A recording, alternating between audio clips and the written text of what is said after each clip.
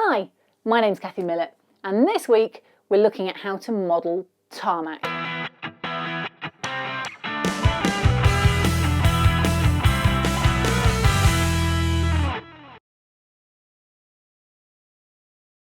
So out in the real world, we're looking at tarmac. It's everywhere. You just literally need to get out and look at your nearest road. But look at the type of tarmac you actually want to model, because vast open spaces often look quite different to roads that have a lot of markings on and distract you from the tarmac. And you can see a lot of these photos from textures.com, one of my favourite websites for this kind of photo, that sometimes there are loads of squares and rectangles of different coloured tarmac where they've laid it down at different times. And that can be quite key when you're using a product like Tarmac Sheets, because there's a lot of square edges, and that's one way of saying, well, actually, they don't matter. So tarmac, it's on everywhere really, isn't it? From roads, parking, car parks I call them, parking lots you might call them. Everywhere you go, there'll be some tarmac or asphalt. And I've already done one way to model it with foam. This way is just a little bit different. And I got into it because I kept taking packets of this Metcalfe Tarmac out for friends in the US and thought I'd have a go with it. Now, for those of you who can't get Metcalfe, which I suspect in North America isn't that easy because I keep taking it out for people, partly because the shipping's so expensive for what you're actually buying, you can just print your own online from somewhere like textures.com, print it out any way that you like and put it onto paper. And obviously you just need to be even more careful when gluing that because it'll be thinner. So what is Metcalfe Tarmac? Well, it's a paper sheet like this, and it literally just has, dare I say it, tarmac printed on it. So it's very easy to use. A couple of caveats though, it's those gaps between the sheets. And I already had one go, wasn't too happy, so this is my second go, and I think I now have all the tricks to get it to work. So let me share those with you. So the first thing I'm going to do is just measure where I want it to go. And it's already not square. So I've got a fairly square edge here and I just need to cut it to size. So right, there we go, in. So I'm going to cut the next piece exactly the same size, which was 3.3 centimetres short, and then I'll take me to there. Now, my only tip is, when cutting these, always try and keep your bought edges together. So you need to keep these bits here together, or you will really struggle to get a really neat edge that will line up. And obviously I've got something to go on there. So all I need to do now is think, how am I going to mask that gap? And I've got a number of different grey pens. Over the years, I've bought grey pens, and this is just a selection of my colours. And you can see they're great. They're really useful pens. So I'm going to take one of these grey pens and I'm going to mark under to hide anything underneath that just comes through if there's any gaps. So my substrate, whatever you're putting onto, this is plywood in my case, but whatever you're putting it onto, just make it black or dark grey. And I'm going to do the edges of the paper where they join together, and probably on the right hand side as well. Now the reason I do that is it's very hard to get these to butt and not show, and that will just make them not stand out as bright white. So I'm just going to go across.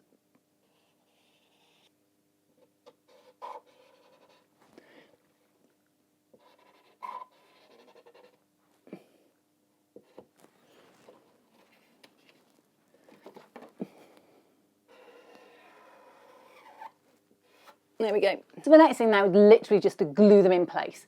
There's a number of glues you can use, and if I had any left, I probably would use a card glue, a specific glue for cards. Deluxe Materials makes one. It's a bit of a grab one, so you don't get a lot of repositioning, but it's very low liquid, so it doesn't cause the card to bend and warp. So you want something with low water content. So I'm going to use a Tipex, just a Pritt stick, glue stick. Now it's going onto plywood. If you were doing this onto a shiny surface, you might need something a little bit more grabby, and that card glue will be excellent for that because that tends to stick to a lot of things. But this should work for this particular surface. But I look at the building next to it and I've got a bit of paper stuck onto shiny styrene. It's forever popping off because there's nothing for this glue to glue to. It's just too shiny for it. So here we go. You need to make sure you go up to the end, and then yeah, there's no point really worth gluing the very back edge because it's in mid-air. So I'm just going to make sure that I glue this a little bit further in. along these edges. Now, as always, the trick is not to get it on the front edge of the thing. So I've got a bit of glue on my fingers, so I'm just going to wipe that off and make sure that I'm nice and clean. Oops. Got a bit of glue there. Just wipe that off and literally just get it into place. Now you've got plenty of working time with something like this Pritt. It's not exactly difficult and it's not going to warp your card too much, so you should be fine. So there we go, that's it going in. And in a minute we'll just put a bit of a weight on and just leave it to dry. So smooth it well down. Time to do the next piece. Do you know, it's great to be working on my layout because it means I'm actually getting stuff done. What's really bad is trying to actually do stuff in miles away from the aisles, oops, on camera. So as you can imagine, this is a bit of a reach. Great ab workout for those of you who are wondering. Right. So,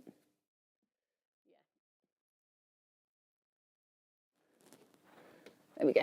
So I'm just going to flip it over the edge to the front. And I'm going to make sure it lines up. And it's very important that this edge, more than any other, is lined. So if I need to push this back a bit on this corner, so that sits down, but this butts up, that's the important thing. And see how it's rising in that corner? Just make sure that gets rubbed down. So there we go.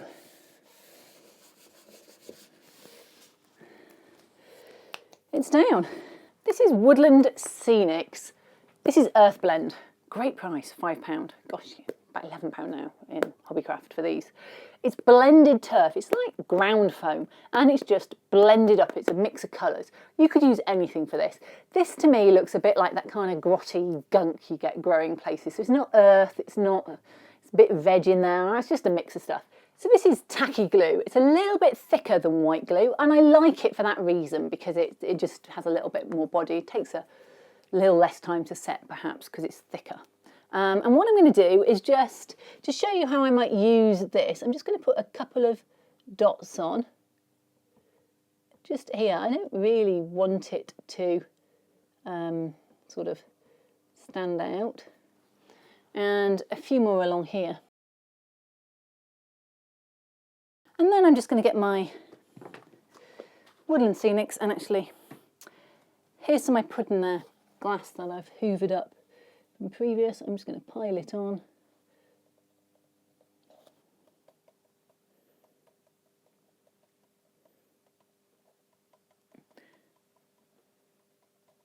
And then I'm just going to hoover it off. And I use this hoover specifically for scenery stuff. And the last thing in it was probably grass, but I can easily put this in and just suck it out and put it back into this plastic cup that I use for all of my odds and bits from my modelling.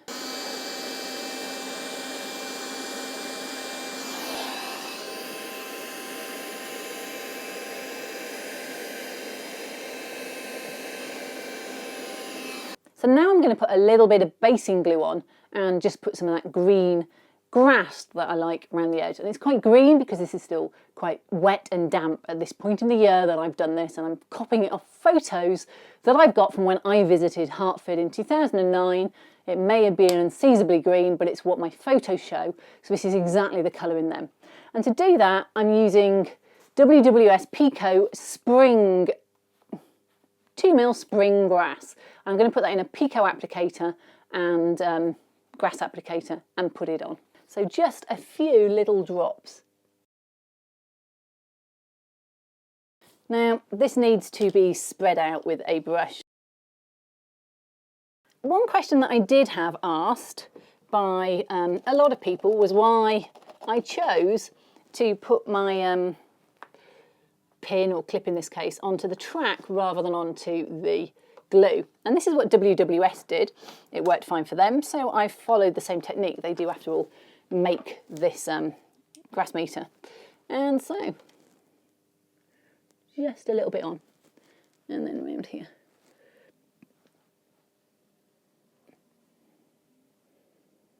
There we go. And that's it. I don't need to put any more than that on. And then what I need to do is just hoover it back off. Quick hoover off. And this hoover is just my normal Henry. And he's got a set of tights over the end of the hoover. Works very well, and I've got loads of them. Well, I've had a couple of weeks off. I've been to the States for a board meeting.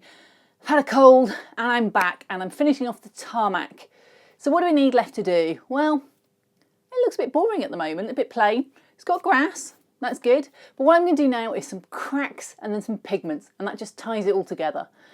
And if you look around my grass, certainly if you look along some of these areas, you can see the glue. Now this is probably because I hoovered it off, but also the glue's a little shiny, not great. So what I need to do is just hide that, and pigment is the perfect thing for that. But first, cracks.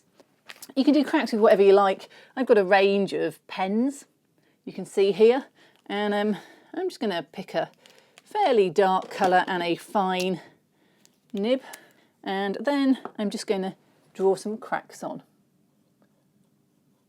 Now, you will have your own idea what you want your cracks to look like.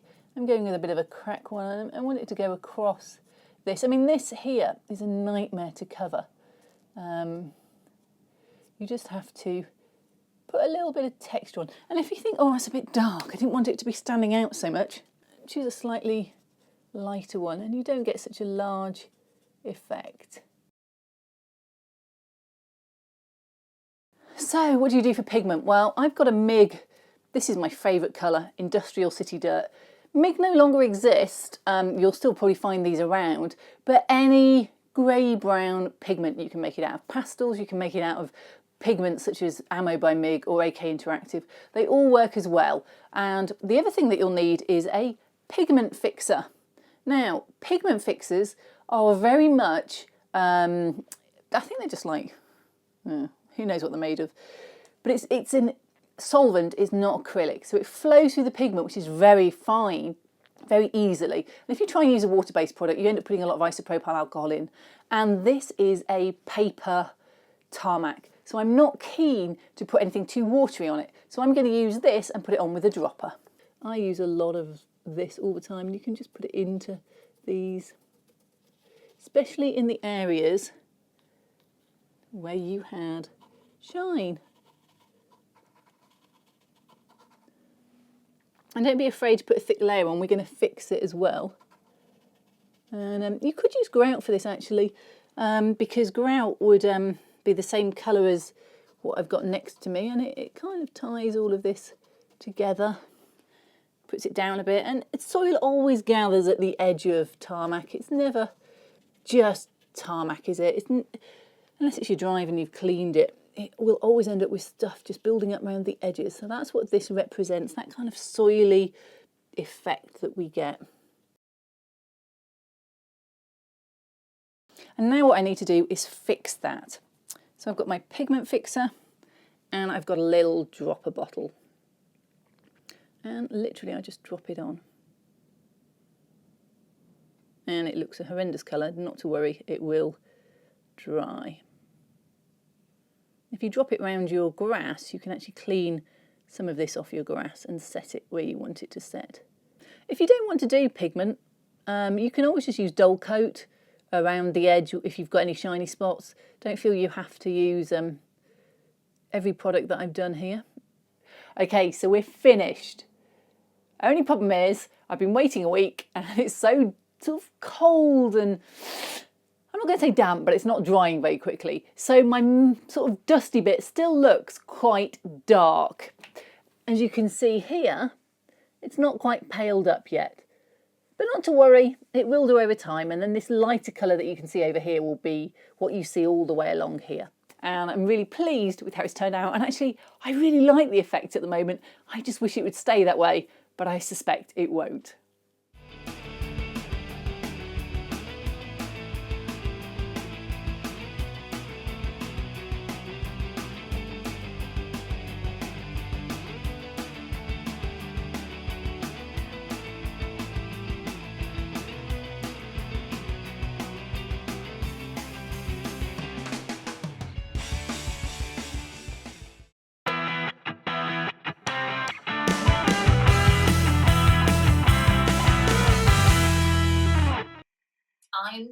cold. It's freezing up here. I know it's a loft. I know she's even got a heater on, this kind of thing, like a greenhouse heater supposed to keep it warm. But it's cold. Look, I've got the sweatshirt on. I haven't even got the t-shirt on. Oh, roll on summer. Mind you, in the summer, it'll be like 40 degrees in here. That's Celsius. I mean, so it's like 8 or 10 degrees now. Not very warm. And then it's like 20 degrees warmer. Oh, no, 30 degrees warmer. Oh. No wonder the poor track work struggles. I mean, look at it. 30 degrees different. Oh. I wish she was modelling a tropical paradise. At least then it would make me feel warm, even if it wasn't. I mean, I sit here and I dream of palm trees and beaches. And instead I've got docks and cities. I know it's green on the upper level and it's supposed to be summer, but it doesn't feel like it. I want warmth now. I don't want to go back to my t-shirt.